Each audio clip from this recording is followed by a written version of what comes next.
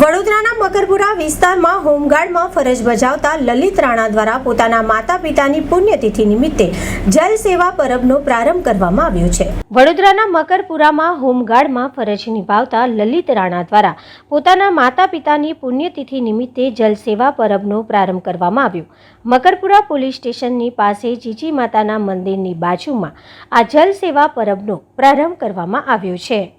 આજ રોજ 28/5/2024 एक वर्ष मारा मम्मी ने मरण थे, एक वर्ष पूरु थयुं।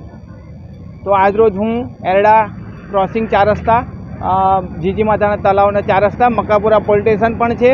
एटले आवता जता राहदारीओ, जीआईडीसी में काम करता मजूरो, दरेक व्यक्ति ने पाणीनी सेवा माटे जल सेवानुं आयोजन पाणीनी परब मारा मम्मी पप्पानी पुण्यतिथि निमित्ते आयोजन कर्युं छे।